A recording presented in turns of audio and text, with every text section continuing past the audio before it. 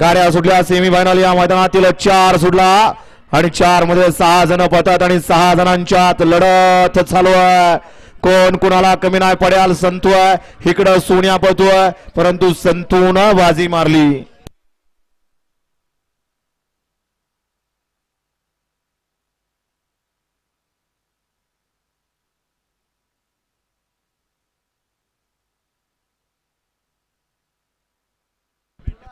देवा पिस्तूल group diary यांचा या ठिकाणी बाप आणि बेटा पाला स्वस्तिक आणि शंकर सुंदर अशी गाडी सेमीला पात्र केली.